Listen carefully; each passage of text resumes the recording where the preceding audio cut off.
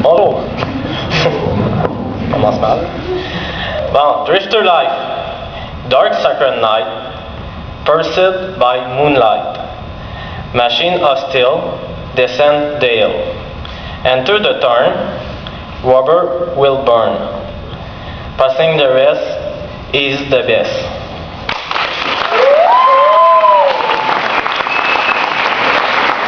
Et à la grande demande de Cédric, on va présenter une autre partie du petit vidéo qu'il avait préparé.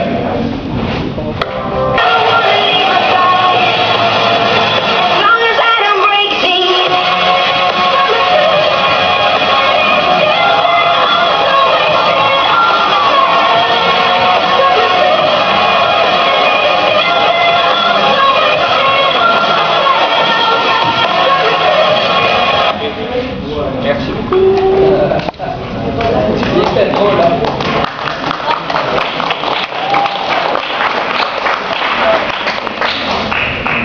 Maintenant, j'inviterai Gabriel Lamotte à venir lire son poème. Est-ce qu'il est là, Gabriel? Ah, il est là? Alors, c'est No Love Without the Curtain of Fog. C'est ça? Of Fog.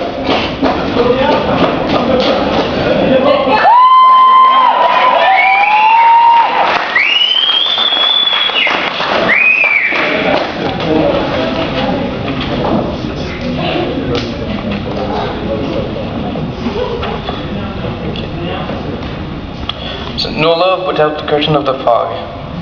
People are blinded by love. Why? Because they realize what they've lost. They don't like it, so their behavior is nonsensical. Same goes for jealousy, fear, hatred, and humiliation. All they want is to be blinded once again. So they realize the truth because of fear. So they don't realize the truth because of fear of never finding it ever again. Keep the eyes of your emotions wide open. Thank you.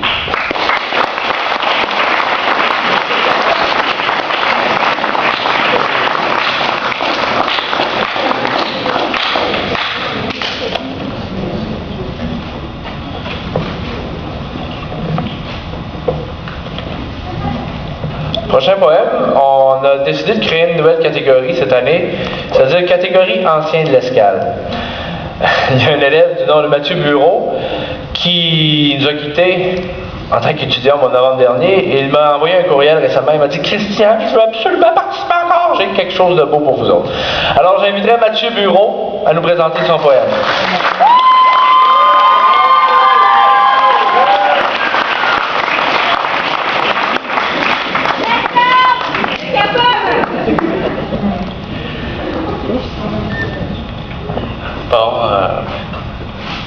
Rayon de lumière.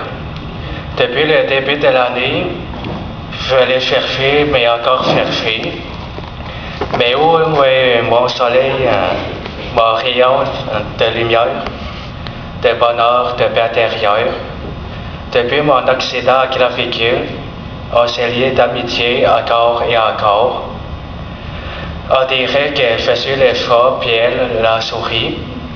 Nombre de kilomètres parcourus qu'un sang, pour que la réalité me tombe dessus, comme le débarquement à Normandie, ou à la libération des Juifs des camps d'extermination, quand on dit tout espoir est perdu, moi c'est mieux m'y accrocher à l'espoir d'espérer, à l'espoir d'y croire, au lieu de tout me sauter tout le temps ou de voler pour tomber, crime possédant aux autres pour une fois dans votre vie, et karma ou abus, je sais que si c'est pire, à Gatineau ou à Abitibi, la langue ardente de l'être humain, mais dans le fond, va dans Cuba. Merci.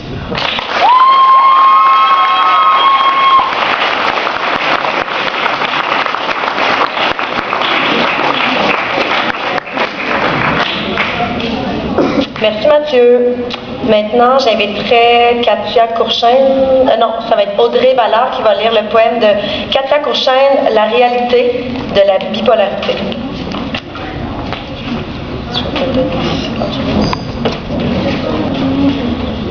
On a parfois l'impression qu'on n'en sortira jamais. Parce quand... What? Ça marche pas, ça. Ok, je stresse, excuse.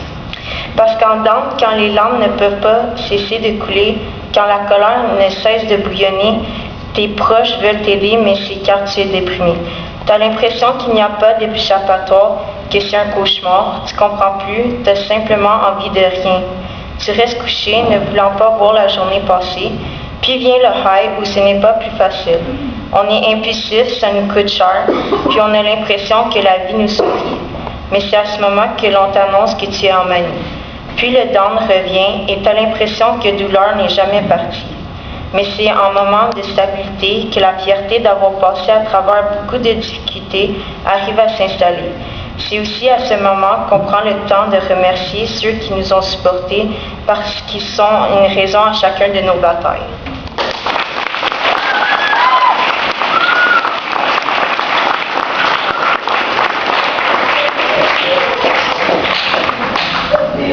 Maintenant, nous allons inviter une nouvelle fois M. Martin Croteau avec son poème 4 ans.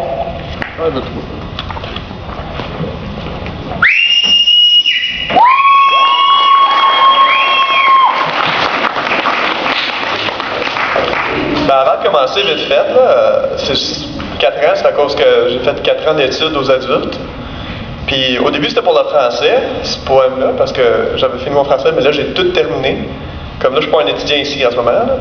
Fait que j'ai fini il y a 2 semaines. Fait que 4 ans d'études aux adultes, c'est pas mal pour ça que j'ai fait 4 ans. Yeah!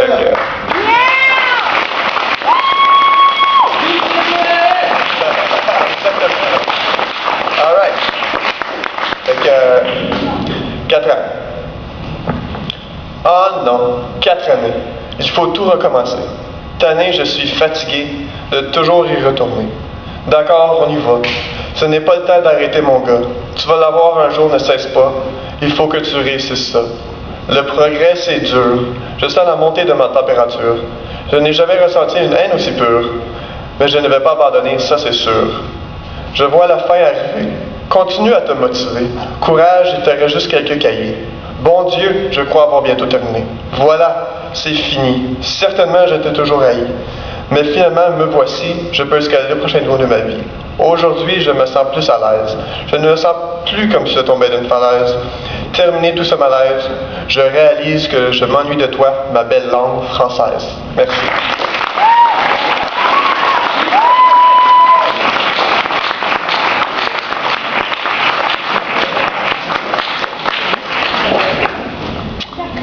OK.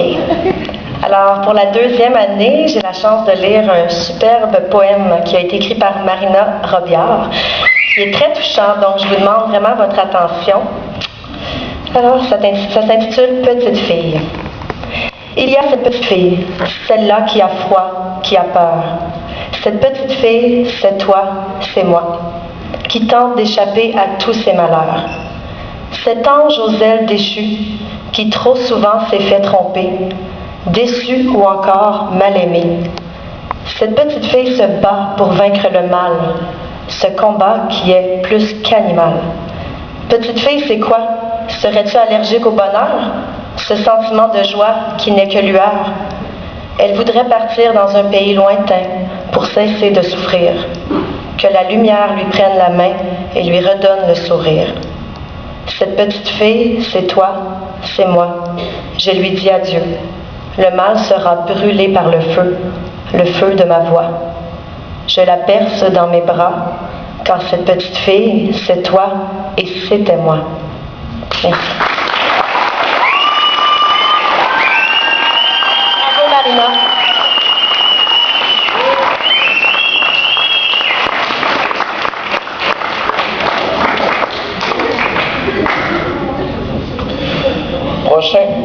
prochain poème. Il a été écrit par Cédric Vincent Rocan, mais devant une crainte viscérale de devoir lire lui-même le poème, il s'est sauvé. Mais ça devait être moi à l'origine qui devait lire le poème, alors je vais le faire comme Cédric l'aurait lu. Nouvelle vie. Malgré l'acharnement, tu ne cesses de garder ton entêtement. Ineffable à m'en rendre malade pour ne pas voir l'inévitable.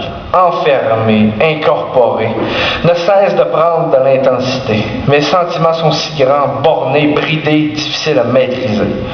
Depuis notre première rencontre, je me rends compte que c'est un conte. Ta sagesse, tout comme ton allure de princesse, me remplissent de faiblesse. Astucieuse, allumeuse, tu es ce qu'on appelle précieuse. Ta splendeur versus ma peur, t'es belle jusqu'à encager mon cœur. Toi qui as vu mon rôle de vie, toi qui as vu que mon rôle de vie était superflu, toi seul qui l'as voulu, ton rire face à mes délires, ton sourire face à mes soupirs, tu es mon seul désir.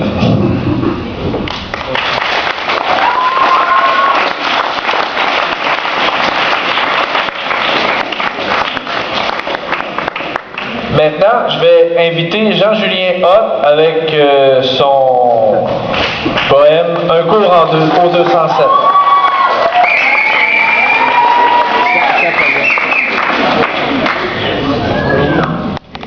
Avant de commencer, je dois dire que j'ai écrit ce poème-là en me fiant un peu aux habitudes de mes partenaires de classe on fréquente régulièrement à l'école, en tout cas, encore peu. Alors, ça commence comme ça. C'est Jean-Julien qui s'amuse encore. Ce sont Charbel, Darnell et Luc Daniel qui en font de belles. C'est Vanessa qui parle tout bas. Ce sont les deux Maximes qui parfois sommeillent en crime. C'est Yannick qui, à la pause, prépare le pique-nique. Ce sont Jean-François Harvey et Marc-André qui partent le porter. C'est Émilie qui cherche son ami Benny. Ce sont ces personnes qui s'instruisent. Finalement, c'est Lise qui nous apprend et qui nous corrige.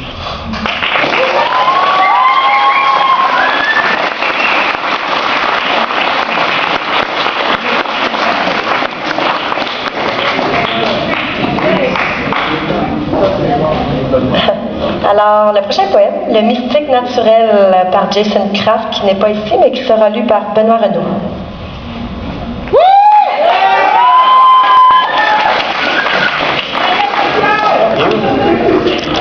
Et où le poème? C'est le 25. Ah, numéro 25. Ah, voilà. C'est pas par cœur quand même le poème, bon. Le mystique naturel. Ces plaines de pure paix où le vent souffle les secrets d'une terre qui cherche l'harmonie à tout jamais. Ce ciel de paradis que nous polluons sans souci doit tout endurer jusqu'à cette journée où nous devons tous changer. Cette majestueuse mer où les ombres de la terre nous réservent tant de secrets cachés depuis le début des millénaires. Ces forêts de vie que nous coupons au nom du profit, c'est pourtant grâce à elles que nous sommes encore ici.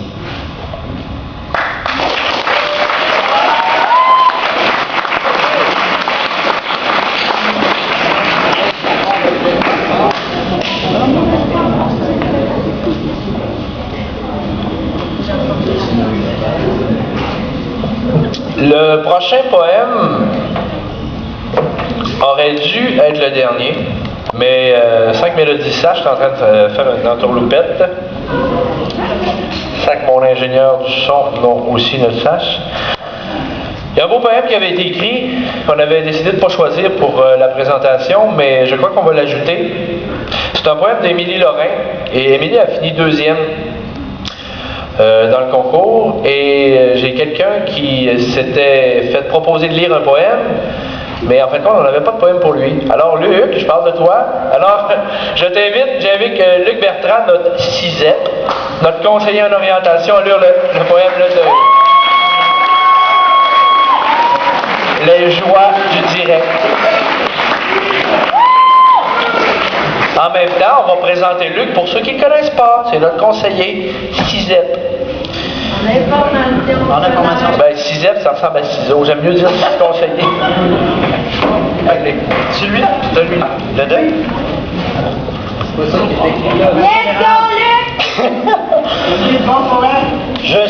Je suis d'accord avec Joey tantôt. C'est vrai qu'on n'a pas beaucoup d'éclairage.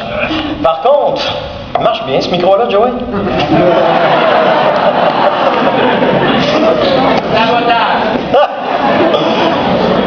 OK. Le deuil. Prendre une personne qui nous est chère, c'est dur. Ça, c'est clair. Rester forte face à cette mésaventure. Quoi? Non, il n'y a pas la photo. Je m'excuse parce que OK. Alors, prendre une personne qui nous est chère, c'est dur, ça c'est clair. Rester forte face à cette mésaventure, même si ça doit être dur. Regarder devant moi. Faire un pas devant. C'est surmonter la difficulté. J'ai le droit de m'ennuyer.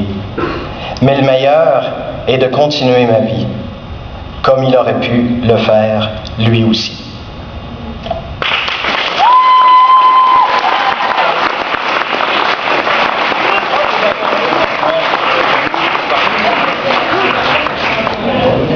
Le poème était en hommage à Francis No. C'était quelqu'un que Émilie Lorrain connaissait bien. Et comme ça a été ajouté à la dernière minute, c'est sûr, c'est pas le bon background.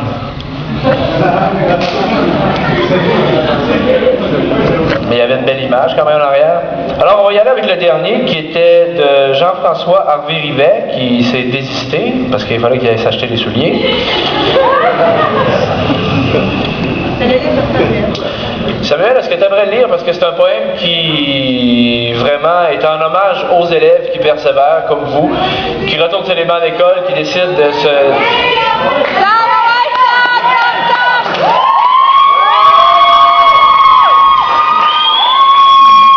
Samuel, hier, on était à la Maison de la Culture pour...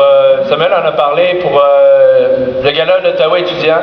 Samuel et Mathieu Beauvais avaient écrit un texte pour le journal La Revue de Gatineau spécial d'Ottawa étudiant. Et il a été choisi à la fin.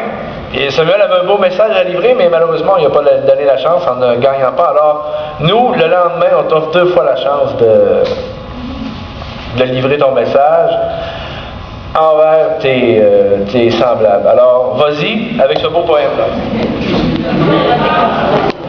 Mon message, c'est de ne pas lâcher, persévérer. Vous êtes ici, justement, c'est un gros signe de persévérance. Alors, un bon applaudissement pour tous ceux et celles qui sont à l'Escale, au Centre des adultes.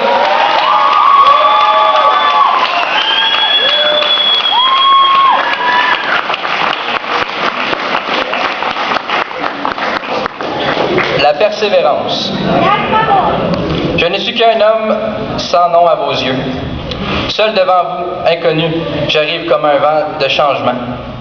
Je ne cherche qu'à trouver ma place dans ce monde de géants. Durant ce combat contre votre jugement, j'ai mal à contrôler ma rage de réussir. Regardez dans mes yeux. Soyez prêts, je prends mon courage par le collet. La chance, non. La persévérance, oui. Dans quelques années, j'aurai la chance de venir vous prouver à quel point j'aurais travaillé pour ma fierté.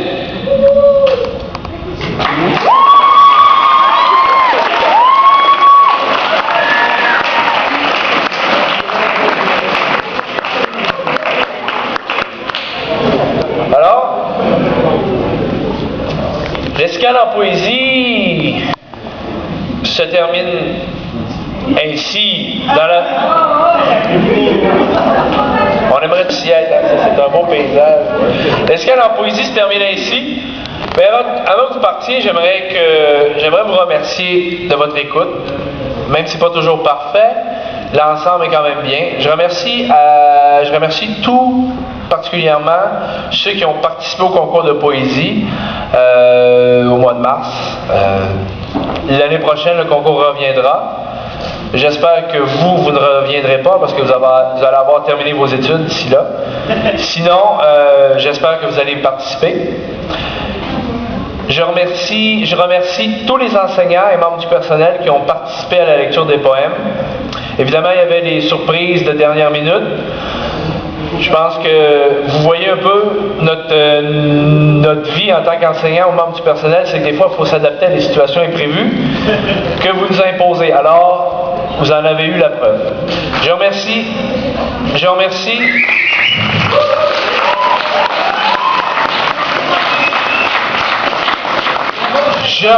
remercie aussi tous les élèves qui ont eu le courage de se présenter en avant, de lire leurs poèmes, avec honneur, fierté, avec joie, avec respect pour ce qu'ils ont écrit de plus sincère.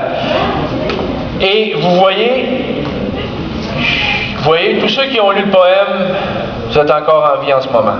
Donc, ça tue personne. Et vous en êtes plus fiers après. Avant que vous quittiez, on est dans un vrai gala, là, ça va durer longtemps.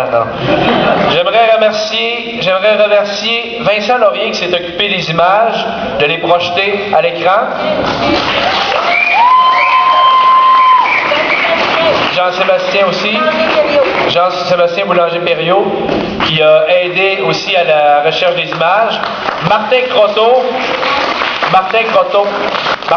qui m'a envoyé des images, qui m'a aidé énormément pour ça. Cédric Thibault qui m'a aidé à monter la salle ce matin. Merci beaucoup. Tous les élèves qui ont aidé à placer la salle, tantôt. Mélodie Diot-Chénier et son conjoint Grégory Charles qui ont préparé le montage.